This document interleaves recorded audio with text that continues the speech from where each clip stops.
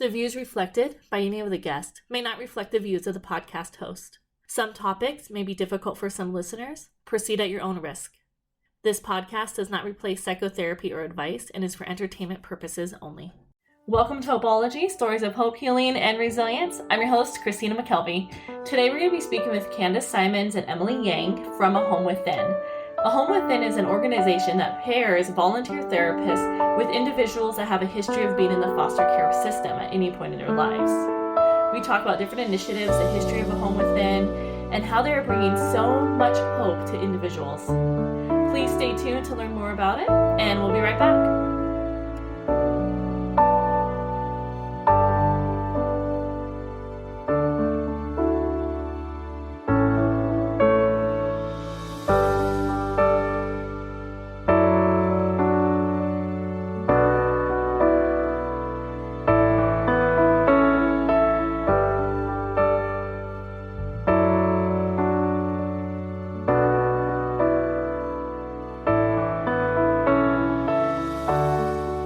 Welcome to Hopeology, Stories of Hope, Healing, and Resilience. I'm your host, Christina McKelvey. Today, we're going to be speaking with two individuals from A Home Within, Emily Yang and Candice Simonds. Welcome. Thank you so much for being on the podcast. How are you both? Well, we're doing great, and we're really appreciative that you're having us on this podcast. Thank you so much, Christina, for letting us be here to talk about A Home Within. Yeah, of course. I'm really excited. I'm a therapist, and as I was perusing your website, I just thought it was such a great program, especially since, you have volunteers and all the services you offer. So, starting off, just tell me a little bit about A Home Within. Yes, so Home Within is the only national nonprofit that is matching volunteer therapists with youth in foster care or former foster youth. So we say anybody who has spent at least one day in foster care in the United States is eligible for our program. And we also don't have restrictions on the program that you typically would see in services that are often available for youth transitioning out of foster care, such as income limits or age limits, especially a lot of services that are available to youth transitioning out of care might end at the age of 21 or 25, maybe at the higher end of the age range, but we have clients anywhere from 3 to up into their 70s right now. And we have a network of over 500 volunteers across the country and right now 20 local chapters. So volunteers can be in any state, and our staff support our volunteers, whether or not they're near one of our local chapters. But living near one of our local chapters would mean that you also get to network with people who live near you, who are like-minded therapists, and engage maybe in some more in-person events and things like that. So it sounds like not only do you support individuals that were in foster care or are in foster care, but you have a really good supportive network for the volunteers, which are the therapists. Yes. So we have a lot of, I would say, supports for our volunteers, such as opportunities for professional development. And we have a very robust CE program, which we are in our 30th year. That's a really important thing to mention, that our organization has been here for 30 years and we're celebrating the 30th anniversary. Yeah. So we have a lot going on this year for that. And one thing that we're doing soon is launching our new website and launching our redesigned and organized home study library, which is a part of that CE program, which is made available to our volunteers. So they're able to attend 2 or 3 live CE events per month, and they're focused on working with our population through a trauma-informed lens. That's one, big perk for therapists who want to volunteer with us. And then we also try to make them feel held, maybe more than they would in an individual private practice, where sometimes the work can get lonely. So they have our staff, such as Candice, who's our chief program officer and an LCSW, who has a private practice. So Candice and I both are LCSWs and available for clinical consultation. And then we have virtual consultation groups, and a few of the local chapters have in-person consultation groups as well. So those are available to any of our volunteers. We hear often, actually, our volunteers say that the consultation groups are extremely meaningful to be a part of, and that they feel like they are a group working together to hold their clients, so that client has the therapist, and then behind that therapist there is a group of therapists looking out for them. And then in addition, we have our staff that are available when needed. So, they're still working out of their own private practice with their client, but they also have additional layers of support behind them. And we do believe that that program model, the way that that is set up, is really beneficial to the clients themselves. So, yeah, Candice, would you add anything to Well, that stuff? I think you hit it all, Emily. I would just say that you touched on a lot of amazing points. I would just probably add that there's something really amazing about just the 30-year tradition of like community and relationship.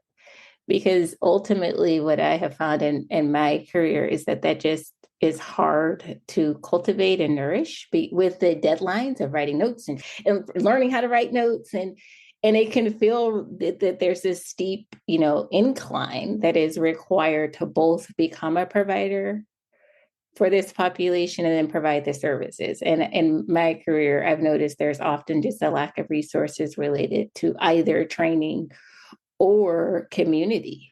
I mean, it's not billable, so it doesn't happen. I mean, and it makes it hard. It just makes it hard to build in sustainable support for providers. And so often in my career, all of the folks that were getting hours were tired at the end of those hours. And so they were really, and they just started like the 3,000 hours that is required to be often is coupled with working in settings that just don't have the capacity to provide the kind of support that is required to remain hopeful. And so I think a home within's model really does bolster resilience in that you're volunteering, you're being held, you're being given the resources you need to stay in it. I mean, we've had volunteers work with clients for the average relationship is 3.5 years, but we've had volunteers work with their clients for upward of 10 years,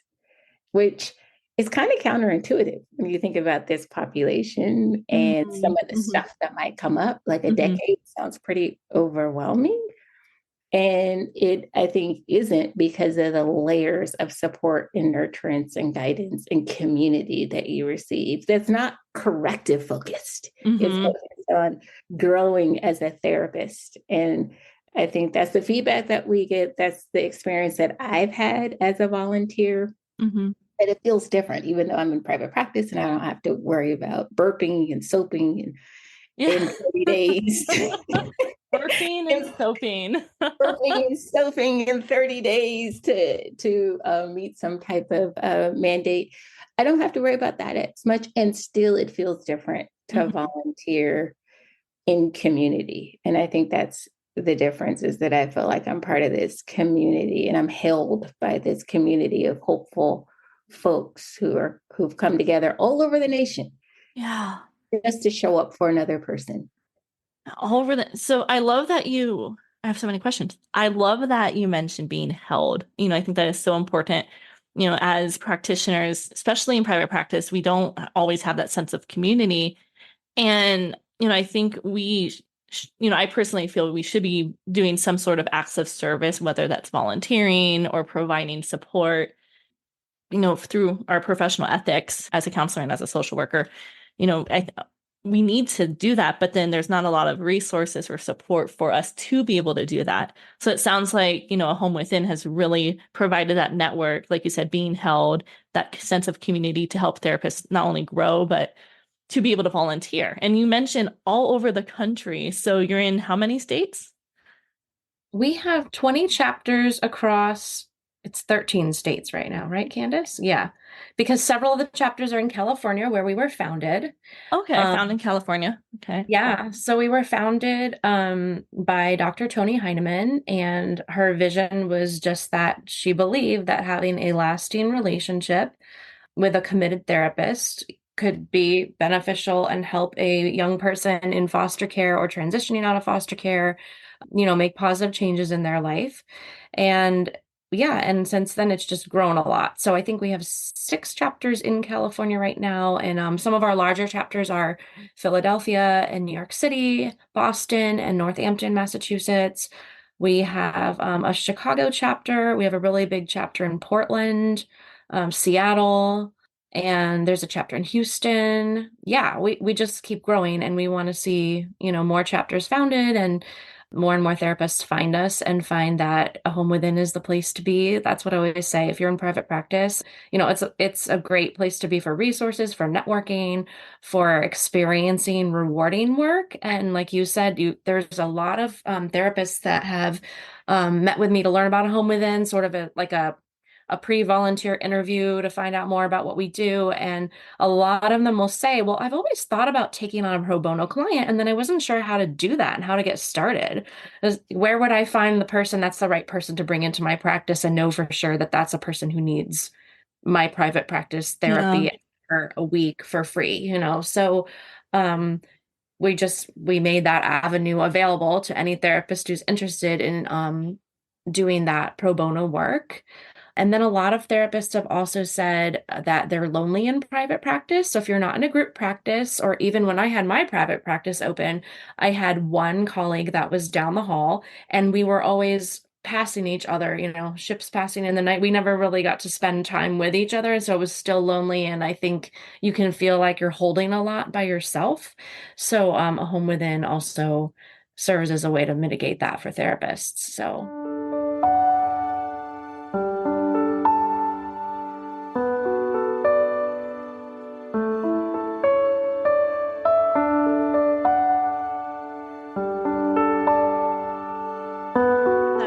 That support, and like you mentioned, when you're in private practice, it can be lonely, and it's important to have those consultation groups, but sometimes you're like, how do I do that?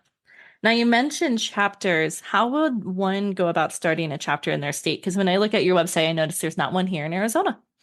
Yeah, that's true. Yeah, we could have a new chapter in Arizona with you, Christina. Put it on my to-do list. No, I was kidding. No, but in all seriousness, in the Arizona foster system, like that's a whole other. Oh my gosh, I can't even think of the phrase. I was going to say bag of worms. That's not even a phrase that exists. Can of worms. Can of worms. Sometimes I can't speak. But anyways, the Arizona foster system is it's a whole other can of worms. That can be a whole other podcast discussion. But yeah, how would one go about starting a chapter in their state? Well, we have had for a long time the chapter, like the way that it's designed is that there's one volunteer who's the chapter director. Their title is clinical director. They are their main responsibility is to keep their local chapter volunteers engaged with a home within, excited about the work, feeling held, all of that. Sometimes that means spreading the word in their community and amongst their colleagues about home within. It means if one of the clinicians in their chapter has a need for consultation, they may call that chapter director first before calling staff, or they may just pick up the phone, call staff first, but they're available for that. And then within those chapters, there's usually local consultation groups, and they'll have a couple of in-person events per week. And starting it up would just be contacting us. So, our website is ahomewithin.org. Our program director, National Program Director, Grace Monger, also a social worker, and she is the one who primarily supports the chapter directors across the country, brings them together for a Zoom meeting once every other month to talk about, how are things going in the chapters, and they share ideas on there. And we've actually found over time that the chapter directors are much less likely to burn out if they have the support from our staff, which grew a lot in the last 4 years. So they get a lot more support from us now because of that. We just have more capability now to offer them more support. But they seem to burn out less if there's 2 co-clinical directors. And even one of our chapters, Candice, is at Seattle, that has 4 co-clinical directors. They've divided. Yeah. In Seattle, they've divided the responsibilities up amongst the 4 of them. So maybe one is available for clinical consultation, one works on recruiting local therapists, and one plans a couple of events per year. They've divided the tasks up that way. And it's actually really exciting. In New York City, we just brought on our 2 co-clinical directors. I was filling in for that chapter for the last 3 years. Oh. And that chapter grew from 5 members to 31 members over the last. Yeah. So I'm really excited about watching what's going on there and supporting Amy and Brittany as they get that chapter growing. And that's been, really neat to be a part of. Yeah. Okay. Well, thank you. And Yeah. So if any of our listeners that are independently licensed therapists, I would assume to be a chapter director or to open up a chapter in the state. Yes. Yeah. That's a very important thing that I just left out. No, But no. yes. We do have some folks who they've retired and they still are interested and have a large network because we also partner parallel to this model for 30 years. Research has run alongside of it. So we have partnered with the University of San Francisco's foster care research group. Okay. Okay. That's good to know. Our model. And so a lot of our providers are also in a number of settings, either currently or historically, including universities. So sometimes folks are practicing, but they might be in a position that gives them access to, PsyD students and all types of students who might be eligible. So that's just something typically, in order, of course, to be a volunteer provider, you need to have an active license. But for a chapter director, clinical director role, sometimes folks have retired from practicing, but do have experience and are engaged in the field. And so if there are any folks out there who are in a university setting who want to launch a chapter, please call us today. It's a fun time to go. Yes, please do. Okay. So that's good to know. So, people that have retired, like you mentioned, you partner. So I'm focusing on like your partnering of the research side with the University of San Francisco. Tell me a little bit more about that. What does that look like? Well, it's exciting. I mean, it's amazing and exciting. So for more than a couple decades, we've partnered with the University of San Francisco. What their primary focus is to make sure our service delivery model is responsive to the population we serve. So they do a lot of qualitative studies through looking at some of the reasons that folks come to us in the first place. So they do a screening around anxiety, depression, PTSD. They're looking at their resiliency before they start treatment within a home within therapist. And then they look at it again at about 12 months of treatment with a home within therapist. One really amazing thing about a home within is that the providers are diverse in their modality, right? So the service delivery model is the intervention. But folks can do, whatever modality they feel comfortable with, whether that be CBT, DBT, because again, our clients request a modality. We have a very sophisticated group of folks that we work with, and some want LCSWs because LCSWs, no case management. I've read that on a referral. Some want MFT, some want DBT, some want EMDR. So that's part of the matching process. What our research group team does is they evaluate and measure the level of anxiety, depression, and PTSD at the beginning of working with a therapist or prior to, and then 12 months later. And so what we found through that research is our service delivery model does reduce those symptoms. But again, what's interesting about this is they're not measuring any modality. So that's something we always like to let our volunteers know so they won't feel like, oh my God, I'm being evaluated. The effectiveness of my modality is being evaluated. That's not actually what they're looking at. And so they evaluate our service delivery model to, again, ensure that it actually has integrity to our mission, which is to be free of the typical constraints on the healing process. That, in other words, there's no reason or need to expedite healing based on an assessment is due, a treatment plan is due, you need to be stabilized and move on. Nothing wrong with that, but that's typically how mental health services are provided in a financial system that requires progress for reimbursement. Yeah. So they measure all of that for us, give us feedback, and they make sure that our clients' voices, choices, and needs are being elevated into our program structure. Okay. Yeah. And it sounds like, part of when you were talking about like the support, having University of San Francisco provide the research and kind of, track the progress of a home within, but not modalities, just that relationship with the therapist and client. They also track the resilience. So what have you seen regarding the resilience factor? with clients that have worked with a home within?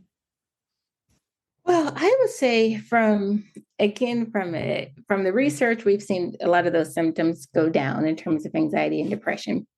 Um, and most importantly, the engagement and resiliency, I think, is captured. I mean, again, we have therapists who've worked with their clients for, upward of 10 years. That alone, because again, engagement is, as we know, you can't get to all the other stuff until you have engagement and rapport and a sense of safety with your therapist.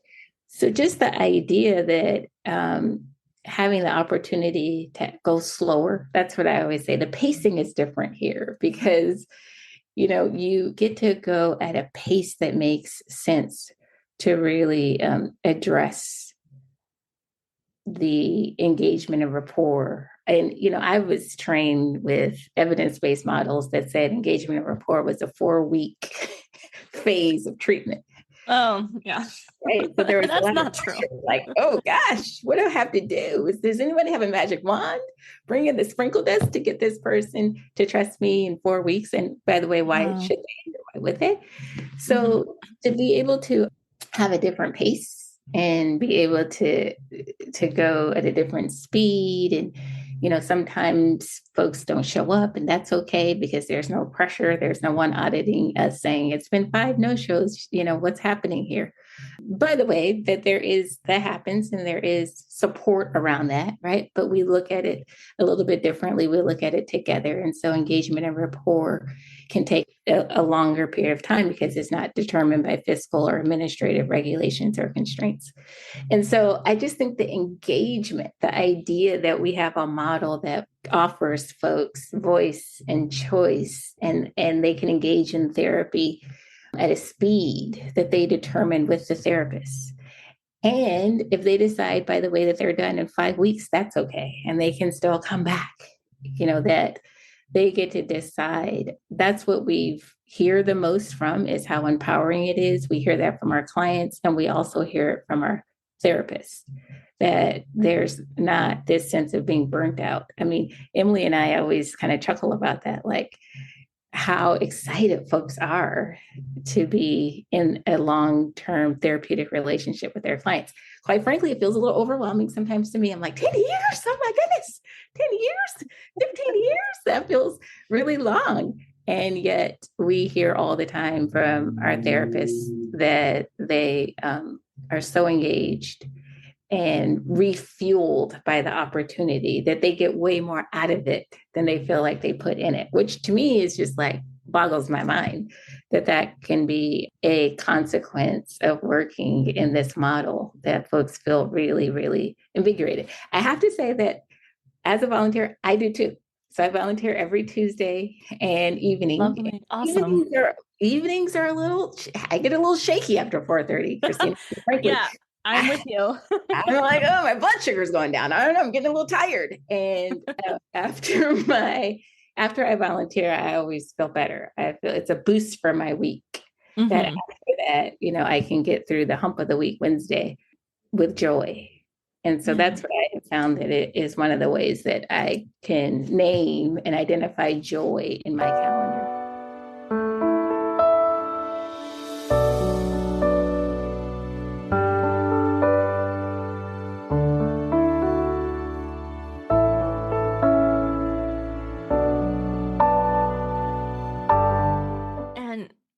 As therapists, I feel we can get that sense of joy when we have that rapport with our client, when we feel a sense of, purpose, with our therapy. And the fact that Home Within really helps with the pacing, that word stuck out to me, like with the pacing, 10 years, 15 years, if that's what that client needs. And there are therapy modalities where that exists, psychodynamic, for an example. The pacing, voice and choice, so empowers the client, but then it also empowers the therapist to be like, I know that the client we just decided together to go this direction for healing, and then healing happens. Whereas in a lot of evidence-based practices or community mental health centers that are state funded, you need to meet these certain metrics because then that increases the funding, but then it becomes more about productivity and billable hours. And some people might lose sight of the real purpose, which is that healing, resilience, and hope. Yes. Yes, you really summed that up really nicely, Christina. Yeah.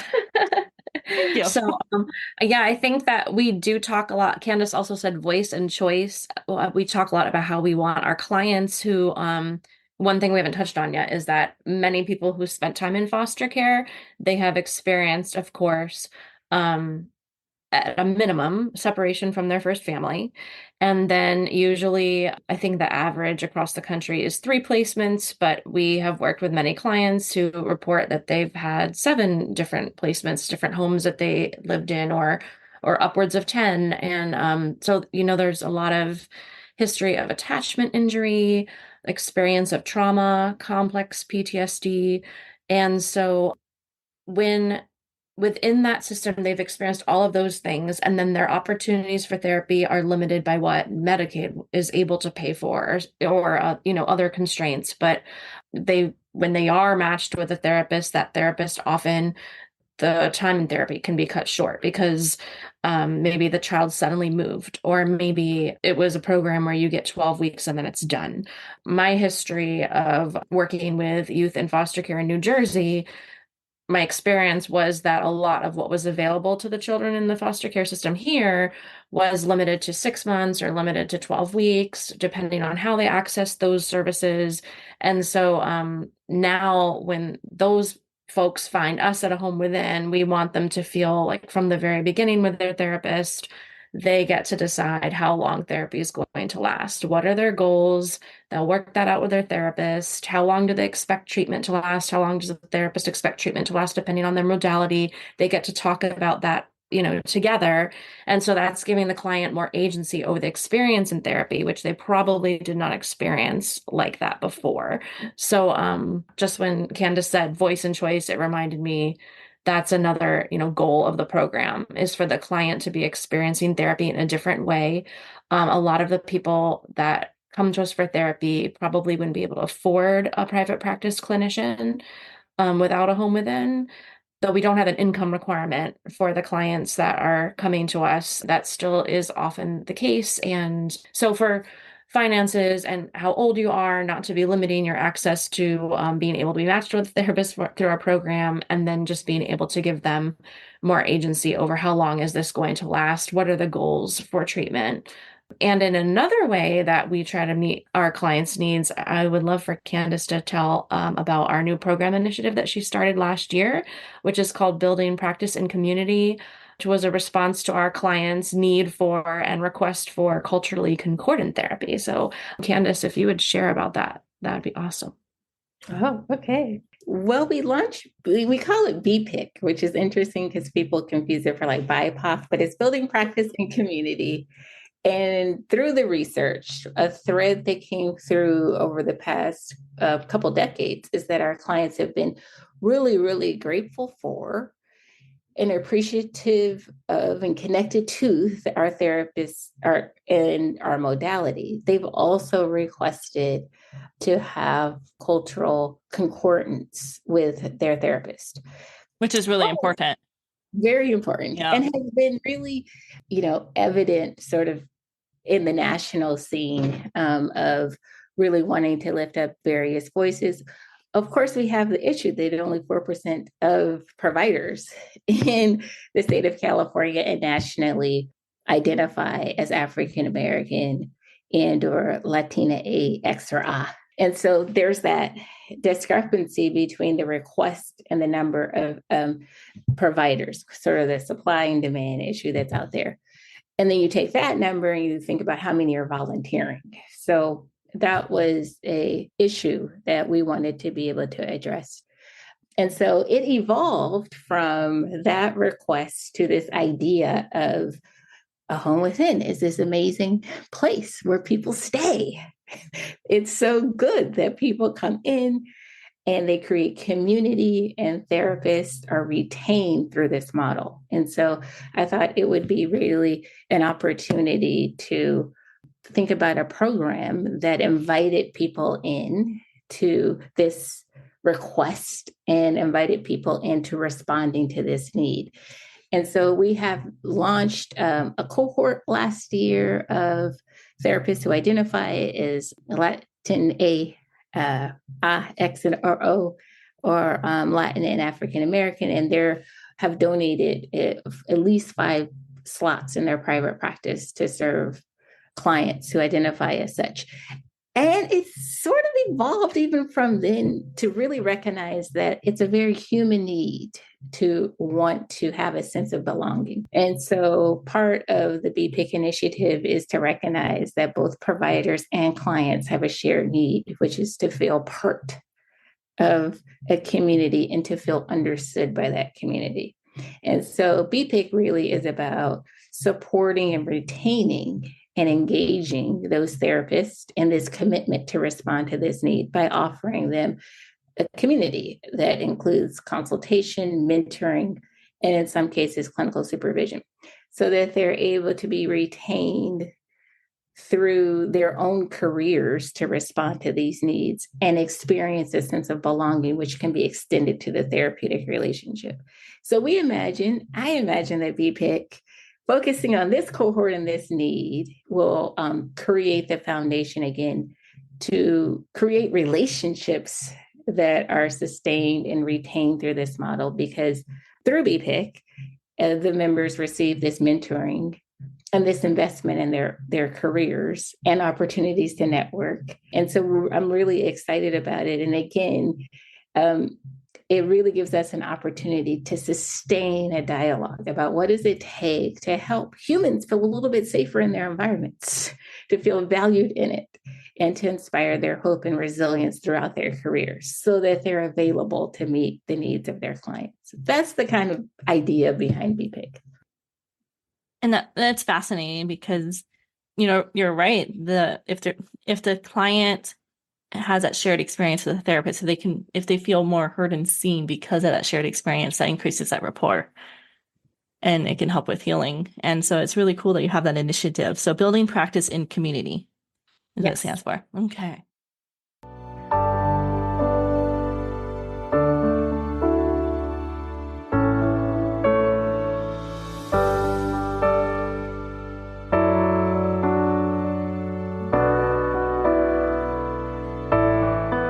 Sounds amazing. And, I definitely want to see more, chapters, opened up in different states. And I think it's incredible, and so thank you so much for sharing about it. And congratulations on the 30-year anniversary. That's incredible as well. It's funny, when I think of 30 years, I think of like 1970, but I know. Isn't it funny how our brains do that? Like 30 years ago is, it's weird. 1994. Yes, we started in 1994. Yeah. So anyways, on that sad note, no, just kidding. Congratulations. I like to close my podcast with a question that I ask all my participants, because again, my podcast is named Hopeology, the study of hope. What brings you both hope? So whoever wants to start, what brings you hope? I would say I've been with A Home Within now for 4 years, and I do talk about my work a lot with people because A Home Within has been such a great place to be. It has given me a lot of joy and excitement about the profession that I'm in, and even my own future. If I was to go back to reopening my private practice and go back to doing play therapy with kiddos, that I would know that I would be doing that alongside A Home Within. I wouldn't be doing that alone in the future if I was to go back to opening my practice. So the community here gives me hope. When I hear personal stories from clients and volunteers, those stories are very inspiring. So yeah, I think, when I'm thinking about A Home Within, those are the things at A Home Within that bring me hope. Oh, thank you, Emily. What about for you, Candice? I think I love this question because it requires sort of a deep dive into everything that's good. And I think what gives me hope is that A Home Within has exploded in growth through every metric, through recruiting therapists, Our CE audience has grown. People are showing up. They really are organizing their time around what they value. And so A Home Within specifically has grown in a time where nationally it's been a little sad. It's been a little, it's been hard to find instances of shared ideas, community, and values. And yet A Home Within has persisted through 30 years and grown in a time of what I would call darkness, where it's harder for folks to rally around their shared values of goodness and kindness and move outside of sort of their tribes. And A Home Within does that every single day. We have signs that folks are organizing around values and around showing up for one person, right? Leaving sort of the groups that sometimes organize around things that are problem focused. A Home Within organizes around one person showing up to be there for another. And we see it every day. We get applications every day. We get folks reaching out to us to say, gosh, it made a big difference to be connected to this therapist. So that makes me really, really hopeful that if we create synergy and energy and podcast and noise around everything that is good, we can nourish it and grow it. And A Home Within has demonstrated that over 30 years, continue to nourish one person at a time, hope and connection and kindness and compassion. So that brings me hope. Connection, kindness, compassion. Well, thank you both. And where can we find A Home Within? Where are you located online? Your website, social media handles, things like that. Yeah, we are ahomewithin.org is the website. And then we have an Instagram page and a Facebook page, and they're both just called A Home Within. I'm pretty sure they don't say .org at the end of them, right, Candice? Yeah, just A Home Within. You can find us there on Instagram and Facebook. And I think it's going to be exciting. By the time this podcast comes out, our new website is going to be launched, and you're going to be able to explore more about our 30-year history, our research. There's going to be a page on the website specifically for clients and clients considering coming to A Home Within. So there will be actually a wealth of information on there when you start looking for us, and on our social media as well. You'll see a lot about our 30th anniversary and highlighting our volunteers throughout the year.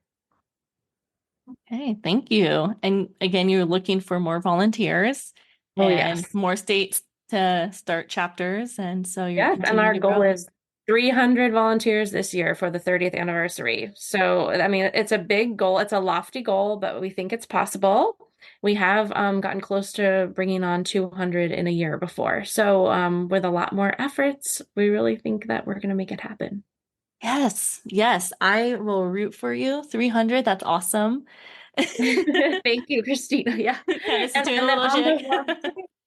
There is like a button on the website that you click that says join us, and there's a really simple form, and that is how therapists can sign up. So you'll see us advertising info sessions and things like that. And so there's always opportunities to talk to us more before you register, but registering is just a 10-minute process with that form on our website. And yeah, it's really easy to connect with us and join. So yes, thank you. Yes, I hope, if any therapist that's listening to this podcast, please, sign up, join, volunteer, because it's needed. Yeah. All right. Well, anything else that our listeners should know about A Home Within, or, any tidbits before we conclude today? Was there anything that we left out, Candice? I don't think so. We just hope to meet you. And there's so many opportunities to join and to participate and have joy. Yeah. And again, I'm a big advocate for self-care in this field. And so this is one of the ways you can help take care of yourself, is by giving yourself a community of like-minded people and being able to look at your calendar and say, every week you can point to joy. Which is what I like to do, is center my time around what brings me joy and hope. So join Christina in Arizona for our 30th anniversary. We're rooting for it, and we hope to meet you soon. Yes, thank you. Well, thank you again for being on here. And to all my listeners, I hope you find hope throughout the day.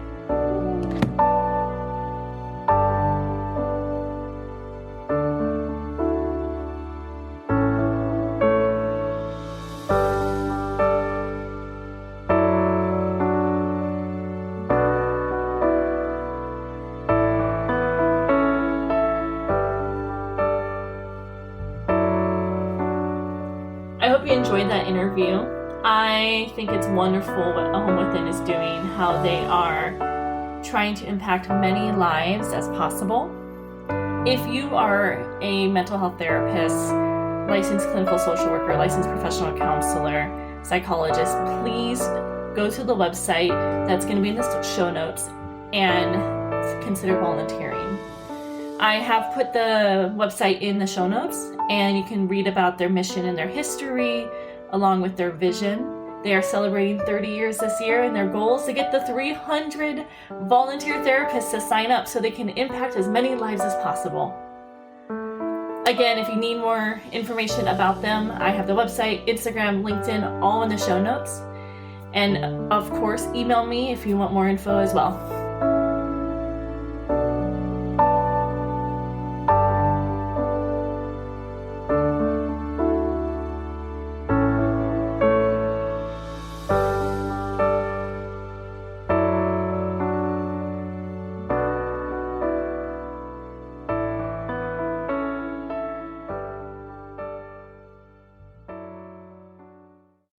Thank you for listening to Hopeology. If you enjoyed today's show, please leave us a review. To learn more about us or listen to past episodes, you can find us on all your podcast streaming stations.